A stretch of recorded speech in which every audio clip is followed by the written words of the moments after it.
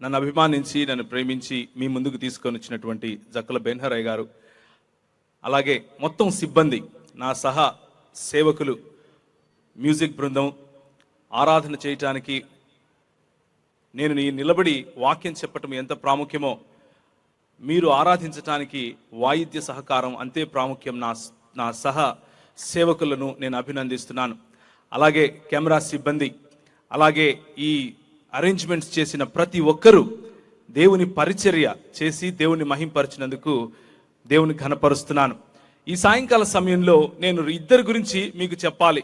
వాక్య పరిచర్యలోకి వెళ్ళటానికి ముందు, ఇద్దరు తమ్ముళ్ళు ఈరోజు నా ఒళ్ళు పట్టకపోతే నేను ఈరోజు మీ ముందు నిలబడి ఉండేవాడిని కాదేమో. ఎప్పుడు దేవుని వాక్యము వెలుగులో నూరే కలాం ముకద్దస్ అన్న మాటలు చెప్పాలి అని అనుకుంటానో అప్పుడు సాతానుడు నన్ను పడతాడు అంటే దయ్యం పట్టడం కాదు, సాతానుడు ఆపే ప్రయత్నం చేస్తాడు. దయ్యం పట్టేది ఎవరికో చూస్తారు ఇప్పుడు మీరు. అయితే దేవుడు శక్తిమంతుడు. దేవుడు తన పిల్లల చేత మనకు ఈ రోజుకు వైద్య సహకారం కానివ్వండి, లేకపోతే ప్రార్థన ద్వారా వచ్చే స్వస్థత కానివ్వండి చేస్తూనే ఉన్నాడు. అదే నాకు ఈరోజు జరిగింది. నేను మీకు సాక్షిగా ఈరోజు మీ ముందు నిలబడ్డాను. ఒక అరగంట క్రితం, నేను ఈ స్టేజ్ మీదకి ఎక్కడానికి అరగంట క్రితం ఇక వెళ్ళలేనేమో అనుకున్నాను. కానీ ప్రభు నన్ను నిలబెట్టాడు. మీ ప్రార్థన సహకారాలు నన్ను నిలబెట్టాయి. యేసు ప్రభు వారు సమాధి నుంచి తిరిగి లేచిన తర్వాత ఒక మాట అన్నారు, అస్సలాము అలైకుం అన్నారు. ఈ మాట నిజానికి కొంతమంది మహమ్మదీయ సహోదరులు తీసుకుని అది వాళ్ళ ప్రాపర్టీ అన్నట్లు చెప్తూ ఉంటారు. అలా ఏమీ కాదు. ప్రభు అన్నాడు, నా శాంతిని మీకు అనుగ్రహిస్తున్నాను అని అన్నాడు. లోకమిచ్చు సమాధానము కాదు, నా సమాధానమును మీకు అనుగ్రహిస్తున్నాను అన్నాడు. ఆయన తిరిగి లేచినప్పుడు మాట్లాడిన మొదటి మాట షలోం అలైక్ అన్నటువంటి మాట. దాన్నే అరబీ భాషలో అస్సలాము అలైకుం అని అంటారు. దానికే ఇంకొంచెం యేసుక్రీస్తు శాంతి అని జోడించి అస్సలాము అలైకుం వరహమతుల్ మసీహి వబరకాతు అని నేను మీకు గ్రీటింగ్స్ ఇస్తున్నాను. ఈరోజు యేసుక్రీస్తు ప్రభు వారి యొక్క శాంతి, యేసుక్రీస్తు ప్రభు వారు ఇచ్చే ఆశీర్వాదములు మీకు కలుగునుగాక అని నేను దేవునికి దువా చేస్తున్నాను.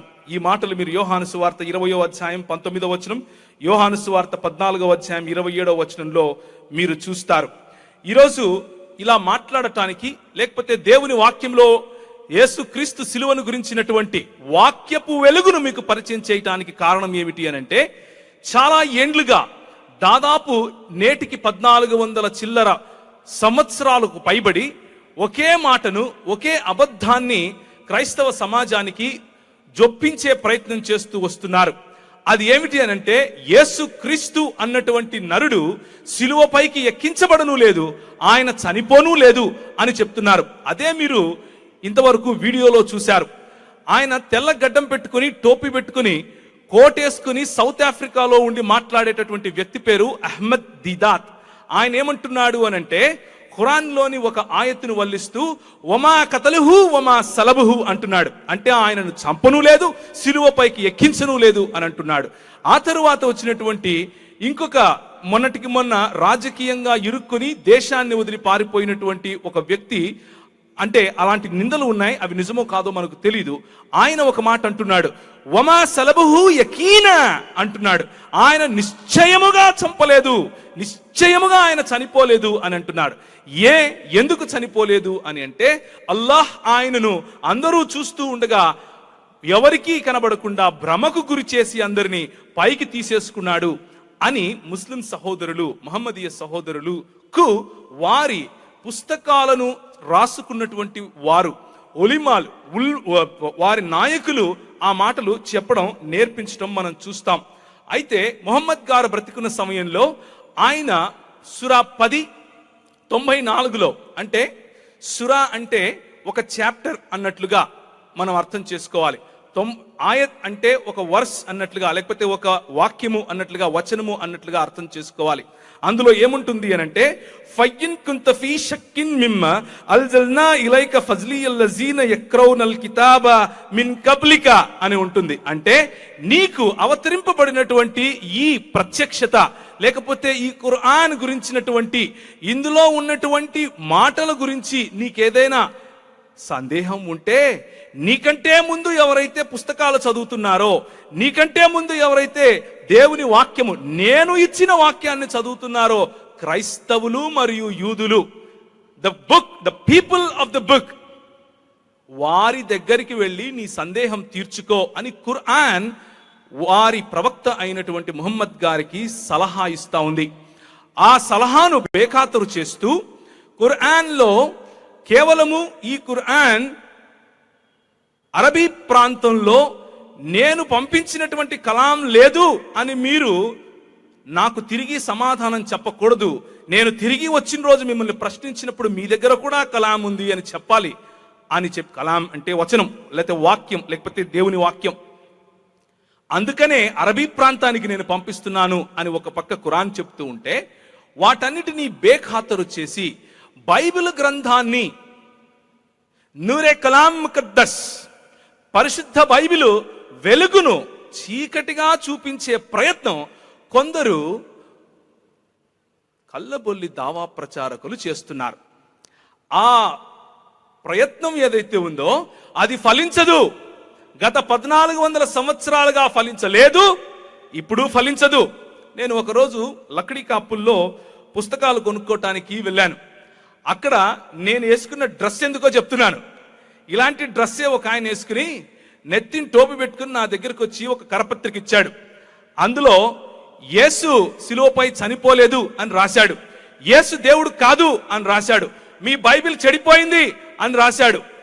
నన్ను శిష్యత్వంలో నడిపిస్తున్నటువంటి నా పెద్దలు, నా అన్నలు, వారు అడిగిన ప్రశ్నలకు సమాధానం చెప్పలేకపోయారు. ఆ రోజు నిశ్చయించుకున్నాను, నా దేవుడు నిజమైన వాడా కాదా, నేను చదివే పుస్తకం నిజమైనదా కాదా అని పరిశోధన చేయాలి అని. నేను పరిశోధించిన నా 16 సంవత్సరాల ఈ పరిచర్య ఫలితం ఏమిటి అని అంటే, నా చేతిలో ఉన్నటువంటి ఈ బైబిల్ గ్రంథం, ఈ పరిశుద్ధ బైబిల్ గ్రంథంకు దీటైనది ఏదీ లేదు అని నేను మీ ముందు చెప్తున్నాను. దేవునికి స్తోత్రం కలుగును గాక. ప్రవక్తలు ప్రవచించారు యేసు ప్రభువు చనిపోయి తిరిగి లేస్తాడు అని. లేఖనం ప్రవచించింది యేసు ప్రభువు తిరిగి చనిపోయి తిరిగి లేస్తాడు అని. యెషయా గ్రంథం 53వ అధ్యాయం 8 నుంచి 9 వరకు, సజీవుల భూమిలో నుండి అతడు కొట్టివేయబడను అని ఉంటుంది. సజీవుల భూమిలో కొట్టివేయడం అంటే చనిపోవటం కాక ఇంకేంటి అని ప్రశ్నిస్తున్నాను. అతడు మరణమైనప్పుడు భక్తిహీనులతో అతనికి సమాధి నియమింపబడెను అని రాసి ఉంది. ఏమీ లేకుండా అభిషిక్తుడు నిర్మూలము చేయబడును అని దానియేలు ప్రవచనం మనకు చెప్తా ఉంది. యేసే స్వయంగా నేను చనిపోతాను అని చెప్పి నేను తిరిగి లేస్తాను అని చెప్పాడు. ఎక్కడ చెప్పాడు అని ఒక ఆయన ప్రశ్నించాడు. మీకు అందుకే వీడియో చూపించాను. ఇక్కడ చెప్పాడు అని చెప్తున్నాను. యోహాను సువార్త 3వ అధ్యాయం 14 నుంచి 15 వరకు, అరణ్యములో మోషే సర్పమును ఎలాగు ఎత్తెనో అలాగే విశ్వసించు ప్రతి వాడును నశింపక ఆయన ద్వారా నిత్య జీవము పొందునట్లు మనుష్య కుమారుడు ఎత్తబడవలెను అని తన మరణమును గురించి చెప్పుకున్నాడు యేసు క్రీస్తు ప్రభువు. లేఖనం ప్రవచించింది, ప్రవక్తలు ప్రవచించారు, యేసు స్వయంగా ఆ మాటలు చెప్పుకున్నాడు. నేను భూమి మీద నుండి పైకెత్తబడని ఎడల అందరినీ నా యొద్దకు ఆకర్షించుకొందును. తాను ఏ విధంగా తండ్రి మరణమును పొందవలసి ఉండెనో సూచించి ఈయన ఈ మాట చెప్పెను. తాను ఏ విధంగా మరణమును పొందవలసి ఉండెనో సూచించి ఈ మాటలు చెప్పాడు. 2 దినములైన పిమ్మట పస్కా పండుగ వచ్చుచున్నది. అప్పుడు మనుష్య కుమారుడు సిలువ వేయబడుటకై అప్పగించబడుననియు మీకు తెలియచెప్పుచున్నాను అని యేసు స్వయంగా తన జీవిత కాలంలో, జీవిత పరిచర్యలో చెప్పాడు. వమా కతలహు యకీనా అని అబద్ధం చెప్తున్నారు. ఎప్పుడు? యేసు క్రీస్తు చనిపోయి తిరిగి లేచిన 600 సంవత్సరాల తరువాత వచ్చినటువంటి వ్యక్తి చెప్పాడు అని మనకి ఇప్పుడు చెప్తున్నారు. నిజానికి ఆయన అలా చెప్పాడా అని కూడా మనం చూద్దాం. యేసు శిష్యులు ప్రత్యక్ష సాక్షులుగా మనకు అది నిరూపించారు. నేనెందుకు నూరే కలాం అని మాట్లాడుతున్నాను అని అంటే, ఈ కలాం ముకద్దస్, ఈ పరిశుద్ధమైనటువంటి వాక్యము కేవలము ఎవరో పూనకం వస్తే రాసింది కాదు, పైనుంచి పడింది కాదు. నీలాగా నాలాగా ప్రత్యక్ష సాక్షులు, నీలాగా నాలాగా యేసుక్రీస్తును అనుభవించినటువంటి వారు, ఆయనను తాకి, ఆయనను చూచి, ఆయన మాటలు విని, ఆయన స్పర్శను గ్రహించి, ఆయన ఇచ్చిన తన శరీరాన్ని తిన్నవారు పరిశుద్ధాత్ముని ప్రేరణ చేత ఈ పుస్తకం రాశారు. ఈ పుస్తకపు వెలుగు దీనికున్నటువంటి చారిత్రకత, దీనికున్నటువంటి రుజువులు, దీనికున్నటువంటి నేటి హిస్టారికల్ ఎవిడెన్సెస్, నేటికి మన చేతిలో ఉన్నటువంటి 20,000కు పైగా వ్రాతప్రతులు ఈ పుస్తకాన్ని ఈ మిగిలిన ఏ పుస్తకం కంటే కూడా ఎత్తైన ప్రదేశంలో ఉంది అని ఈ రోజుకు చెప్తున్నాయి. దేవునికి స్తోత్రం కలుగును గాక. అందుకు ఆ కలాం, ఆ వాక్యపు వెలుగులో చెప్తున్నాను, ప్రధాన యాజకుడైన కయప సాక్ష్యం. యోహాను సువార్త 11వ అధ్యాయం 49 నుంచి 52 వరకు. దేవుని పిల్లలను ఏకముగా సమకూర్చుటకును చావనై ఉన్నాడని వీడు ముందే చెప్పాడు అని ఆయన స్వయంగా చెప్తున్నాడు. లూకా సువార్త 24వ అధ్యాయం 20 నుంచి 22 వరకు. మన ప్రధాన యాజకులను అధికారులను ఆయనను ఎలాగూ మరణ శిక్షకు అప్పగించి సిలువ వేయించిరో నీకు తెలీదా అని ప్రత్యక్షంగా చూసిన వాళ్ళు చెప్తూ ఉంటే, వమా కతలుహు యకీనా అని చెప్పేవాళ్ళు 600 సంవత్సరాల తర్వాత వచ్చి చెబుతూ ఉంటే వినడానికి క్రైస్తవుల చెవుల్లో ఏమున్నాయండి అని ప్రశ్నించండి. మీరు దుష్టుల చేత సిలువ వేయించి చంపితిరి, మరణము ఆయనను బంధించి ఉంచుట అసాధ్యము గనుక దేవుడు మరణ వేదనలు తొలగించి ఆయనను లేపాడు. కళ్ళారా చూసినటువంటి పేతురు 2వ పేతురు పత్రిక 1వ అధ్యాయం 16 నుంచి 17 వరకు రాసినటువంటి మాటల్లో చెప్తున్నాడు. ఇతర చరిత్రకారులు ధృవీకరించారు. మనకు చరిత్ర ధృవీకరించాల్సిన అవసరత లేదు, ఎందుకంటే నా దగ్గర ఉన్నటువంటి బైబిల్ గ్రంథమే ఒక పెద్ద చరిత్ర. కానీ నీ తృప్తి కోసం చెప్తాను అని చెప్పండి. కొర్నేలియస్ టాసిటస్ క్రీస్తు శకం 55 అంటే యేసు క్రీస్తు వారి మరణ పునరుత్థాన తర్వాత కేవలము 15 నుంచి 20 సంవత్సరాల లోపు రాసినటువంటి చరిత్ర. ఆ చరిత్ర కొర్నేలియస్ టాసిటస్ రాస్తూ యేసు క్రీస్తు మరణ పునరుత్థానాలు జరిగాయి అని చెప్తున్నాడు. గ్రీకు వ్యంగ్య రచయిత సమోటస్ చెందిన లూసియన్ అనే వ్యక్తి దాన్నే ధృవీకరించాడు. రోమా చరిత్రకారుడైన సూటోనియస్ అదే ధృవీకరించాడు. ప్లైనీ ద యంగర్ అదే ధృవీకరించాడు. థాలుస్ అదే ధృవీకరించాడు. ప్లేగోస్ అదే ధృవీకరించాడు. క్రీస్తు శకం 80. యేసు క్రీస్తు యొక్క మరణ పునరుత్థానాలకు కేవలం 30 సంవత్సరాల లోపే ఇన్ని రుజువులు మనకు కనిపిస్తూ ఉంటే 600 సంవత్సరాల తర్వాత ఆయన ఎవరో తెలియదు, ఎక్కడివాడో తెలియదు, ఆయన భాష రాదు, ఆయన వచ్చి మాకు చెప్పాడు అని వీళ్ళు మనకు చెప్తూ ఉంటే వమా కతలుహు యకీనా అని చెప్తూ ఉంటే క్రైస్తవుల చెవుల్లో ఏమున్నాయండి అని ప్రశ్నించండి. యేసు సమకాలిక చరిత్రకారుడైన ఎవరైనా సరే యేసు క్రీస్తు మరణించి తిరిగి లేచాడు అని చెప్తున్నారు. అయితే ఖురాన్ ఏం చెప్తా ఉంది అని అంటే సూరా 4:157లో మరియు వారు నిశ్చయముగా మేము అల్లాహ్ యొక్క సందేశహరుడు మరియం కుమారుడైన ఈసా మసీహ్ అంటే యేసు క్రీస్తును చంపాము అని అన్నందుకు, మరియు వారు అతనిని చంపనూ లేదు, మరియు వారిని సిలువపైకి ఎక్కించనూ లేదు, కానీ వారు భ్రమకు గురి చేయబడ్డారు. నిశ్చయంగా ఈ విషయాన్ని గురించి అభిప్రాయ భేదం ఉన్నవారు దీనిని గురించి సంశయగ్రస్తులై ఉన్నారు. ఈ విషయం గురించి వారికి నిశ్చిత జ్ఞానం లేదు, వారు కేవలం ఊహనే అనుసరిస్తున్నారు అని ఖురాన్ గ్రంథం చెప్తా ఉంది. ఈ ఖురాన్ గ్రంథంలో ఏం చెప్తా ఉంది అని కొంచెం అర్థం చేసుకుంటే, ఖురాన్లోని ఈసా నిజానికి బైబిల్లోని ఏసా కాదా అని ప్రశ్నించుకోవాలి. ఎందుకు అనంటే ఖురాన్లో ఉన్నటువంటి ఈసా అనే వ్యక్తికి బైబిల్లో ఉన్నటువంటి యేసు అన్నటువంటి దేవునికి ఏ సంబంధము లేదు అని నాకు అనిపించింది. ఎందుకు అనంటే యేసు క్రీస్తు యొక్క వ్యక్తిత్వము, ఆయన వర్చస్సు, ఆయన దేవత్వము, ఆయన నిలబడి దేవునిలాగా నడవటము, ఈ భూమిపైన ఉన్నటువంటి అరిషడ్ వర్గాలను శాసించటం, ప్రకృతిని శాసించటం, కొలస్సీలకు రాసిన పత్రిక 2వ అధ్యాయము, కొలస్సీలకు రాసిన పత్రిక 3వ అధ్యాయం ప్రకారం సర్వ సృష్టిని నిర్వహించువాడై ఉంటూ ఉంటే ఖురాన్లో ఉన్నటువంటి యేసుక్రీస్తు చప్పట్లు కొట్టి చిన్న చిన్న బుడిగలు చేసి వాటికి ప్రాణం పోసాడంట. అంత చిన్నవాడు కాదు నా యేసు. దేవునికి స్తోత్రం కలుగును గాక. బైబిల్లో ఉన్నటువంటి దేవుడు ఆది యందు వాక్యమై ఉండెను, వాక్యము దేవుని వద్ద ఉండెను, వాక్యము దేవుడై ఉండెను అని చెప్తూ ఉంటే, ఈయన నీవు పంపిస్తే నేను వచ్చాను, నేను మామూలు మనిషిని అని చెప్పుకునే ఈ ఈసా ఏ విధంగా నా యేసు అవుతాడు అని ప్రశ్నించండి. దేవునికి స్తోత్రం కలుగును గాక. ఎందుకు అనంటే ఈసా అన్న పేరుకు అర్థమే లేదు. యేసు అన్న పేరుకు అర్థం ఉంది, యెషువా అన్న పేరుకు అర్థం ఉంది, యేసుస్ అన్న పేరుకు అర్థం ఉంది, యెషో అన్న పేరుకు అర్థం ఉంది.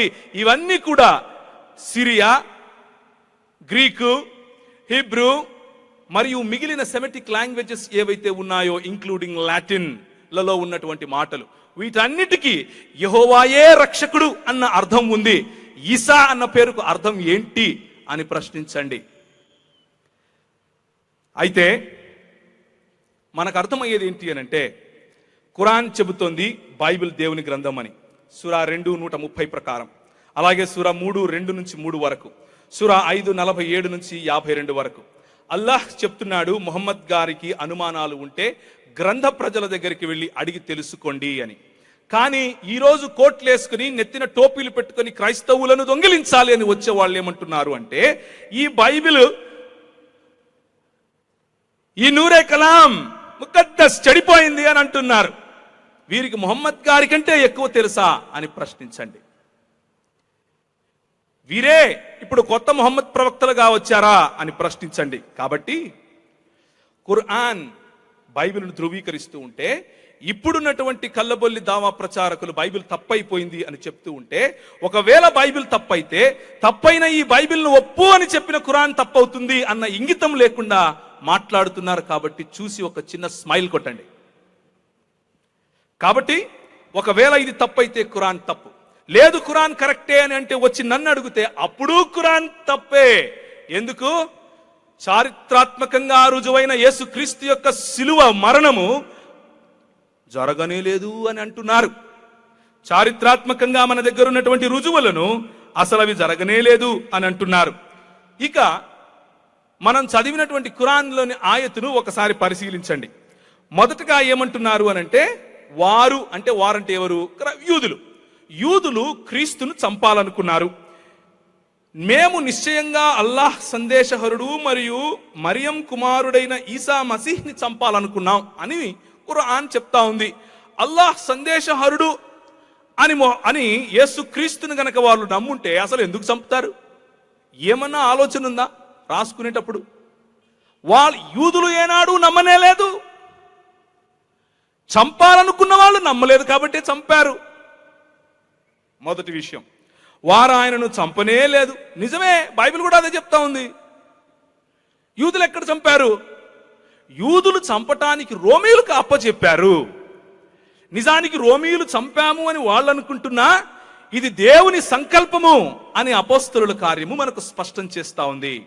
మీరు ఆయనను చంపాలనుకున్నారు, కానీ ఇది దేవుని సంకల్పముగా జరిగింది అని దేవుని వాక్యము సెలవిస్తా ఉంది. అలాంటివి జరుగుతూనే ఉంటాయమ్మా. సిలువను గురించిన మాటలు చెప్పేటప్పుడు అదే జరుగుతుంది. కానీ ఎవరు భయపడకండి, దేవునికి స్తోత్రం కలుగును గాక. ఈ విషయం గురించి వారు భ్రమకు గురి చేయబడ్డారు అని మనం చదివాం. ఎవరు భ్రమకు గురి చేయబడ్డారు? క్రైస్తవులు భ్రమకు గురి చేయబడ్డారు అని అంటే, క్రైస్తవులలో ఎవరికైనా సరే, ఎలాంటి కల్ట్కైనా సరే యేసుక్రీస్తు చనిపోలేదు అన్నటువంటి వాక్యం కనపడిందా ఎక్కడైనా బైబిల్లో? ఎవ్వరికీ లేదు ఇంతవరకు. 600 సంవత్సరాల తర్వాత వచ్చిన ఆయన చెప్పాడు అని చెప్పే మీకు తప్ప. ఎవరు భ్రమకు గురి చేయబడ్డారు అనంటే క్రైస్తవులు అంటున్నారు. ఎవరు భ్రమకు గురి చేశారు అనంటే మా దేవుడు గురి చేశాడు అని అంటున్నారు. బైబిల్లో ఉన్న దేవుడు భ్రమకు గురి చేయడు. దేవునికి స్తోత్రం కలుగును గాక.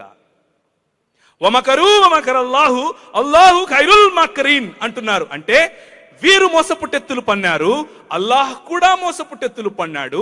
మోసపుటెత్తులు పన్నటంలో, పన్నాగములు పల్లటంలో అల్లాహ్ అందరికంటే మేటి అని ఈ పుస్తకం చెప్తా ఉందంట. మోసపుచ్చే దేవుడు మాకెందుకండి అని ప్రశ్నించండి. మోసపుచ్చే దేవుడు క్రైస్తవులను మోసపుచ్చాడు అని అంటే, ఈరోజు ఈ భూప్రపంచం మీద అతి ఎక్కువ సంఖ్యలో ఉన్నటువంటి క్రైస్తవులు నరకానికి వెళ్ళటానికి కారణం ఎవరు? ఈ పుస్తకం ప్రకటించే దేవుడు అన్న అర్థం వస్తుంది. కానీ నా ఉద్దేశంలో అలా అనటం లేదేమో. ఒకసారి చూడండి, ఈ విషయం గురించి అభిప్రాయ భేదం ఉన్నవారు సంశయగ్రస్తులయ్యారు. ఎవరికి అభిప్రాయ భేదం ఉంది? క్రైస్తవులకు ఏమైనా అభిప్రాయ భేదం ఉందా? లేదు. మరి ఎవరికి ఉంది? ముస్లింలకే ఉంది.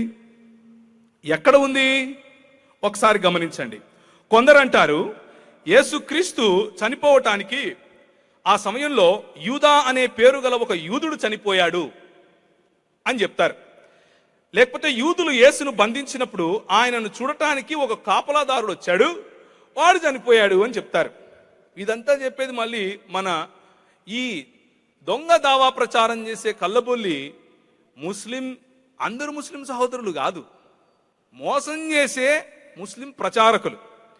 యేసు స్నేహితులలో ఒకరిని తనకు బదులుగా స్వచ్ఛందంగా మరణిస్తే అతనికి పరలోకం ఇస్తాను అని చెప్పాడంట. నేను చదివిన బైబిల్లో అయితే నాకు కనపడలేదు. మీకు కనిపించిందా? యేసు అప్పగించటానికి ఆయన అనుచరుల్లో ఒకడైన ఇస్కరియోతు యూదా చనిపోయాడు. మొదట చెప్పిన యూదా ఇస్కరియోతు కాదు, వేరే యూదా. ఇస్కరియోతు యూదా చనిపోయాడు అని చెప్తారు. టటావస్ అనే ఒక యూదుడు చనిపోయాడు అని చెప్తారు. అల్ తబరి అనే ఇస్లాం చరిత్రకారుడు 6 రకాలుగా ప్రజలు విశ్వసించేవారు అని వాళ్ళ గ్రంథాల్లో రాసుకున్నాడు. తఫ్సీర్ ఇబ్నె కసీర్ ప్రకారం ఎప్పుడైతే దేవుడు యేసును పైకి లేపుకోవాలని నిశ్చయించుకున్నాడో అప్పుడు యేసు ఒక ఇంట్లో 12 మంది శిష్యులతో కలిసి అట్నుంచట్టే వెళ్ళిపోయాడు అని రాసుకున్నాడు. ఇంతకు అభిప్రాయ భేదం ఎవరికి ఇప్పుడు? ఇన్ని చెప్తున్నారు, ఒక్కొక్కరికి ఒక్కొక్క అభిప్రాయం ఉంది. ఖురాన్ ఏం చెప్తోంది అని అంటే, మీకు అభిప్రాయ భేదం ఉంది కాబట్టి మీరు మోసానికి గురయ్యారు అని చెప్తోంది. ఆ మాట చెప్పండి అడిగితే. మన ప్రభువు నిశ్చయముగా శిలువ పైన చనిపోయాడు. దానికి కారణము నా చేతిలో ఉన్నటువంటి ఈ 66 పుస్తకాలున్నటువంటి నూరే కలాం ముకద్దస్. ఇది సాక్ష్యమిస్తా ఉంది. కనుక ఆయన మరణము తథ్యం. ఇదే మాట నేను పుట్టిన రోజు, నేను చనిపోయిన రోజు, నేను తిరిగి లేపబడిన రోజు నాకు శాంతి కలుగును గాక అని యేసు ప్రభు అన్నాడు కదండి ఖురాన్లో. మీ ఈసా మరి మీరేమో చనిపోలేదంటున్నారు అంటే, కాదండి ఇప్పుడు చనిపోలేదు, తర్వాత వచ్చి చనిపోతాడు అని మళ్ళా ఒక కథ కట్టారు. అవునా అని దాని కిందనే మళ్ళా బాప్తిస్మిచ్చి యోహాను గురించి ఉంటుంది. ఆయన దగ్గర కూడా ఇవే పదాలు, నేను పుట్టిన దినము, నేను చనిపోయిన దినము, నేను తిరిగి నీ వైపుకు లేపుకుండబడిన దినము నాకు శాంతి కలుగును గాక. మరి ఈయన కూడా చనిపోలేదా అంటే ఆయన చనిపోయాడు అంటారు. ఎందుకండి 2 నాలుకలు? అంత కష్టం ఎందుకు? సింపుల్గా యేసు ప్రభు చనిపోయాడని చెప్పండి, అయిపోతే. ఎందుకు అనంటే ఖురాన్లో కూడా యేసు శిలువ పైన చనిపోలేదు అని రాయలేదు. ఏమి రాశారు అనంటే యూదులు ఆయన్ను చంపలేదు అని రాశారు, అంతే. భ్రమకు గురవుతున్నారు ఎవరు? ముస్లిములు. ఏమని? యూదులు చంపారు అని భ్రమకు గురవుతున్నారు. యూదులు ఎక్కడ చంపారు? యూదులు రోమియులకు అప్పగిస్తే రోమియులు ఆయనను సిలువేస్తే నిజానికి అది జరిగింది స్వచ్ఛందంగా. యేసుక్రీస్తు తన ప్రాణం పెట్టడానికి వచ్చాడు కాబట్టి, ఆయనే స్వయంగా చెప్పాడు కాబట్టి నా ప్రాణాన్ని పెట్టి తిరిగి తీసుకుంటాను అని. ఆ మాట, ఆ కలాం నెరవేరడం కోసం జరిగింది. దేవునికి స్తోత్రం కలుగును గాక. కాబట్టి భ్రమకు గురి చేయబడింది ఎవరు అని అడిగితే కేవలము ముస్లిములే. ఎవరైతే ఇలాంటి మాటలు చెప్తున్నారో వాళ్లే అని అర్థమవుతుంది. ఉదాహరణకు నేను ఈ గుంపులో అక్కడి నుంచి వచ్చాను అనుకోండి, వచ్చి రాజీవ్ గాంధీని నేనే చంపాను అన్నాను అనుకోండి, మీరేమంటారు? నిశ్చయముగా వీడు చంపనే లేదు, బాంబు పెట్టలేదు అంటారు. అదే జరిగింది ఇక్కడ కూడా. నేను బాంబు పెట్టలేదన్నది నిజం, నేను చంపలేదన్నది నిజం, కానీ ఆయన చనిపోలేదు అన్నది నిజమా? కాదు. ఆ కాంటెక్స్ట్, సింపుల్ కాంటెక్స్ట్ కూడా అర్థం చేసుకోలేక భ్రమకు గురి చేయబడి, భ్రమకు గురి చేసే దేవుణ్ణి మేము కొలుస్తున్నాము అని అబద్ధపు ప్రచారం చేసే ప్రయత్నంలో పడ్డారు మన దావా ప్రచారకులు.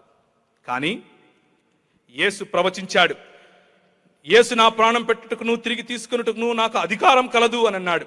మత్తయి సువార్త 26వ అధ్యాయం 26 నుంచి 28 వరకు చదివితే, ఇది నా రక్తము అనగా పాపక్షమాపణ నిమిత్తము అనేకుల కొరకు చిందింపబడుతున్న నిబంధన రక్తము అని అన్నాడు. మనం చూసిన వీడియోలో జాష్ మెక్డౌవెల్స్ గారు ప్రకటన గ్రంథంలో నుంచి చదువుతూ, ఇదిగో నేను మృతుడనైతిని కానీ ఇప్పుడు సజీవుడను, యుగ యుగములకు సజీవుడను అని యేసు స్వయంగా చెప్పిన మాటలను మనకు చదివి వినిపించాడు ఇంగ్లీష్లో. కనుక ఏ రకంగా చూసినా కానీ ఈ సిలువ గురించినటువంటి అంశములో ఈ కలాం, ఈ దేవుని వాక్యమే నిలబడగలుగుతుంది. కానీ ఇంకా ఏ రకంగానూ నిలబడలేవు మిగిలిన ఏవి కూడా అన్న విషయాన్ని నేను మీకు ప్రేమపూర్వకంగా మనవి చేస్తున్నాను. ఈరోజు ఎక్కువ ప్రశ్నలు తీసుకోవాలి అని నా ఆశ, ఎక్కువ ప్రశ్నలకు మీకు సమాధానం రావాలి అని నా ఆశ. కాబట్టి తక్కువ సమయంలో ముగిస్తాను. నేను ఎంత తక్కువ సమయంలో ముగిస్తే మీకు అంత ఎక్కువగా ప్రశ్నలు అడిగే అవకాశం ఉంటుంది. కాబట్టి ఇప్పుడే మీ పెన్ను తీసుకుని ప్రశ్నలు రాయండి. యేసుక్రీస్తు సిలువ గురించి మాత్రమే కాదు, బైబిల్లో ఏ సమస్య అయినా సరే ముస్లిములు అడిగేది, యేసు నేను దేవుడు అన్నాడా అనేది నీకు ప్రశ్న అడగండి. బైబిల్ చెడిపోయింది అంటున్నారు, మీకు ప్రశ్న అడగండి.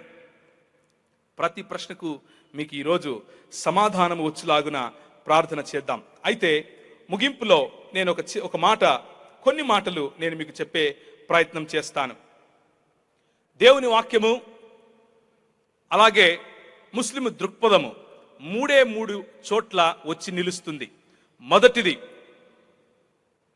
ఒక మంచి నోటు ఉందనుకోండి, చెల్లే నోటు ఉందనుకోండి, దానికి విరుగుడుగా దొంగ నోటు క్రియేట్ చేయాలి అని అంటే తెల్ల కాగితం తీసుకొని వచ్చి ఇది దొంగ నోటు అని ఎవరు చెప్పరు.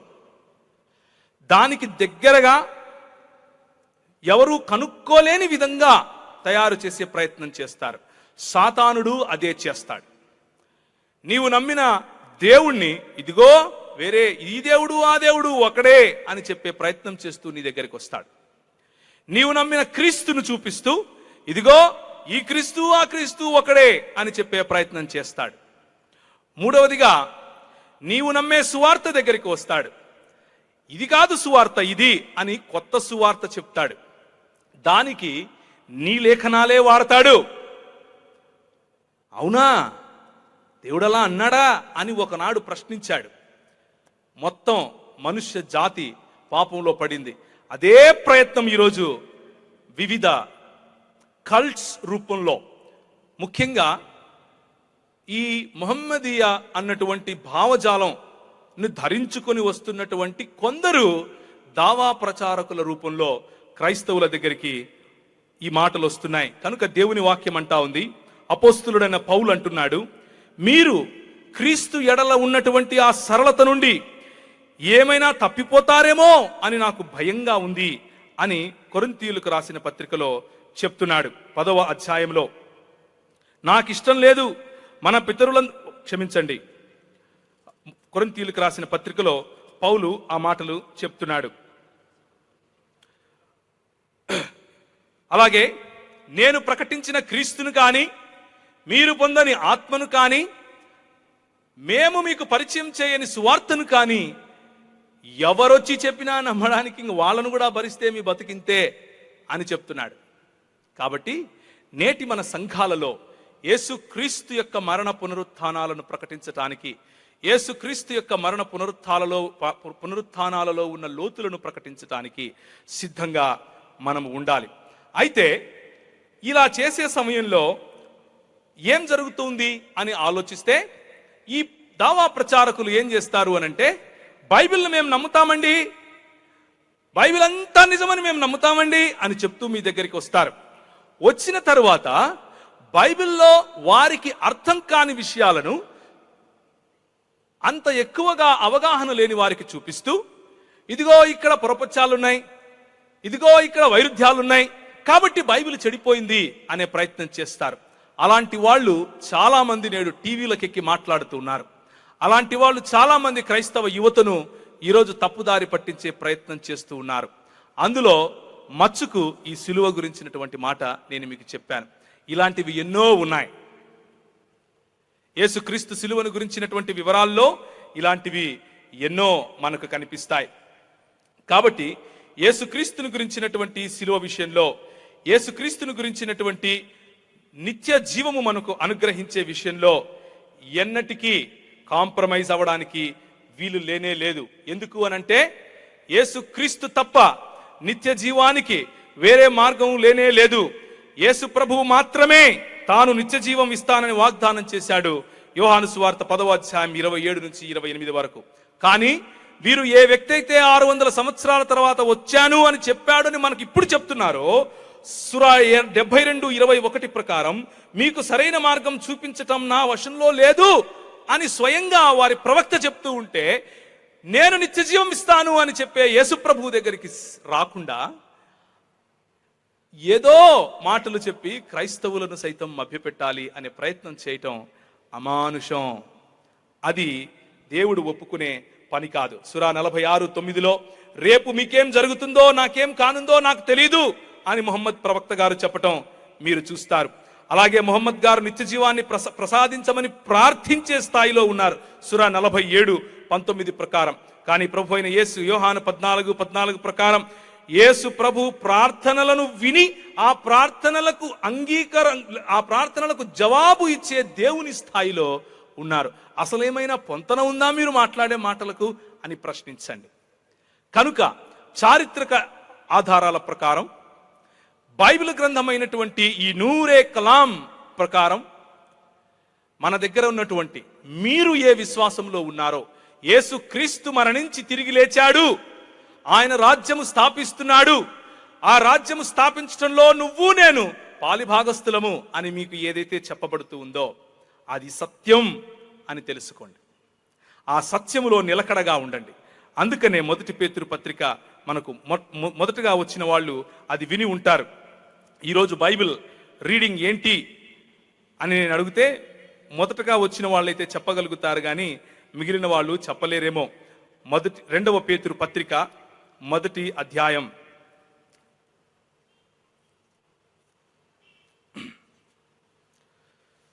2వ పేతురు పత్రిక 1వ అధ్యాయం 12 నుంచి. కాబట్టి మీరు ఈ సంగతులను తెలుసుకొని మీరు అంగీకరించిన సత్యమందు స్థిరపరచబడి ఉన్న వీటిని గూర్చి ఎల్లప్పుడూ మీకు జ్ఞానం చేయటానికి సిద్ధంగా ఈ స్టేజిని అలంకరించినటువంటి ప్రతి సేవకుడు ఉన్నాడు. దేవునికి స్తోత్రం కలుగును గాక. మీలో ఉన్నటువంటి ప్రతి సేవకుడు ఈ సత్యాన్ని స్థిరపరిచి చెప్పటానికి సిద్ధంగా ఉన్నారు. మరియు మన ప్రభు అయిన యేసు క్రీస్తు నాకు సూచించిన ప్రకారం నా గుడారమును త్వరగా విడిచిపెట్టవలసి వచ్చిన ఇరిగి నేను ఈ గుడారములో ఉన్నంత కాలము ఈ సంగతులను జ్ఞాపకము చేసి మిమ్మును రేపుట న్యాయమని ఎంచుకొనుచున్నాను. నేను మృతి పొందిన తరువాత కూడా మీరు నిత్యము వీటిని జ్ఞాపకము చేసుకొనున్నట్లు జాగ్రత్త చేతును. ఏలయనగా చమత్కారముగా కల్పించిన కథలను అనుసరించి మన ప్రభువైన యేసు క్రీస్తు యొక్క శక్తిని, ఆయన రాకడను మేము మీకు తెలుపలేదు, గాని ఆయన మహాత్మ్యమును మేము కన్నులారా చూచిన వారమై తెలిపాము. ఈయన నా ప్రియకుమారుడు, ఈయన యందు నేను ఆనందించుచున్నాను అని తండ్రి పరలోకము నుంచి మహా దివ్య మహిమ నుండి ఆయన యొద్ద నుంచి వచ్చినప్పుడు తండ్రి అయిన దేవుని వలన ఘనతయు మహిమయు ఆయన పొందగా మేము ఆ పరిశుద్ధ పర్వతము మీద ఆయనతో కూడా ఉండిన వారమై అంటూ కళ్ళారా చూసింది మాటి మాటికి చెప్తాను, చచ్చే వరకు చెప్తాను, మీరు విననంత వరకు చెప్తూనే ఉంటాను అని పేతురు చెప్తున్నాడు. ఎందుకు అనంటే ఈ సువార్త నువ్వు వక్రీకరించటమే సాతాను యొక్క పని. అయితే ప్రియులారా, మన దగ్గర ఉన్నటువంటి వాక్యము కల్పిత కథలను అనుసరించి వచ్చింది కాదు, చమత్కారముగా కల్పించి రాసింది కాదు. దేవుని వాక్యం చెప్తా ఉంది యేసుక్రీస్తు యొక్క శక్తిని, ఆయన రాకడును మనకు తెలియజేయటానికి మహాత్మ్యమును మేము కన్నులారా చూచిన వారమై అక్కడ ఉన్నా, కానీ అంతకంటే స్థిరమైన 19వ వచనం మరియు ఇంతకంటే స్థిరమైన ప్రవచన వాక్యము మనకుంది అని పేతురు చెప్తున్నాడు. నా అనుభవం, నేను స్వయంగా తండ్రి అయిన దేవుడు మాట్లాడితే విన్నాను, కుమారుడు మహిమపరచబడితే చూశాను, కానీ ఆ అనుభవం కంటే స్థిరమైన ఈ కలాం, ఆ అనుభవం కంటే స్థిరమైన ఈ బైబిల్ గ్రంథము, 66 పుస్తకాలు ఉన్నటువంటి, చరిత్రలో ధీటుగా నిలబడే ఏ పుస్తకము లేనటువంటి, 20,000కు పైగా వ్రాతప్రతులు ఈ రోజుకు స్థిరంగా ఉన్నటువంటి, ఏ పొరపచ్చాలు, ఏ కాంట్రడిక్షన్ లేకుండా ఈ రోజుకు ప్రతి క్రిటిక్ను సమర్థవంతంగా ఎదుర్కొనే ఈ గ్రంథం మీ దగ్గర ఉంది. దేవునికి స్తోత్రం కలుగును గాక. ఒకసారి హల్లెలూయా చెప్పండి అందరూ. ఇది నీ చేతిలో ఉండే బైబిల్కు ఉండే మహత్యం. ఇది నూర్ ఎ కలాం. దీని వెలుగు ఏమిటి అని అంటే, యేసుక్రీస్తు చనిపోయాడు. యేసుక్రీస్తు నీ కోసం చనిపోయాడు. యేసుక్రీస్తు ఆయన చనిపోలేదు అని ఎవరైతే ప్రకటిస్తున్నారో వారి కోసం కూడా చనిపోయాడు. ఆ ప్రకటించే దావా ప్రచారకులకు సైతం ఈరోజు రక్షణ టీవీ ఛానల్ వేదిక సాక్షిగా నేను పిలుపునిస్తున్నాను. ఎందుకంత కష్టపడి ఆయనను దూషించే ప్రయత్నం చేస్తారు? ఆయన పాదాల దగ్గరికి రండి. ఆయన క్షమాభిక్ష మాత్రమే కాదు, నిత్య జీవాన్ని ఉచితంగా ఇవ్వటానికి సిద్ధంగా ఉన్నాడు. దేవునికి స్తోత్రం కలుగును గాక. అలా పిలవండి. వచ్చిన వారిని ఆయన అక్కునకు చేర్చుకుంటాడు. ప్రతి కష్టం నుంచి ఆయన మనల్ని కాపాడతాడు. ప్రతి సమయంలోనూ మనకు తోడుగా ఉంటాడు. కనుక ముగింపులో ఒక చిన్న కోరస్ పాడి మీ ముందు ఎవరైతే టీవీల్లో చూస్తున్నారో, ఒకవేళ మీకు తెలుగు అంతగా రాకపోతే మీ భాషలో అర్థమవడం కోసం ఒక చిన్న పాట నేను పాడి ముగిస్తాను. హర్ ముసీబత్ మే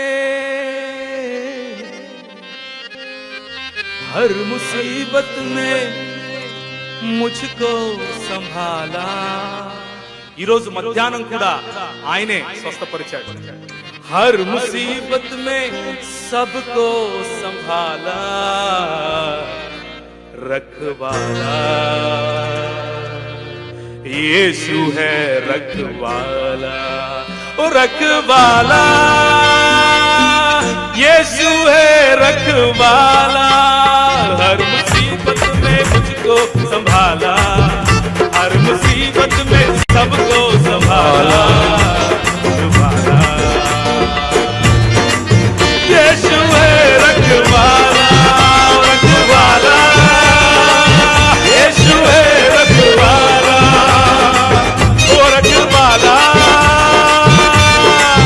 यीशु है रखवाला.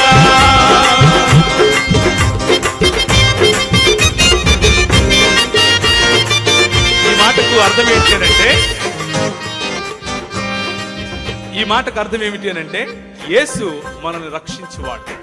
యేసు మన ప్రతి సమయంలోనూ మనకు తోడుగా ఉండేవాడు.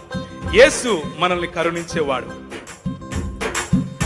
वो धरती का राजा वो सरकार है, वो धरती का राजा वो सरकार है. वो निराला मसीहा का दरबार है. वो धरती का राजा वो सरकार है. वो निराला मसीहा का दरबार. वो निराला, वो निराला, वो निराला मसीहा का दरबार है. रखवाला यीशु है रखवाला, ओ रखवाला. यीशु है रखवाला, रखवाला, रखवाला, रखवाला, रखवाला.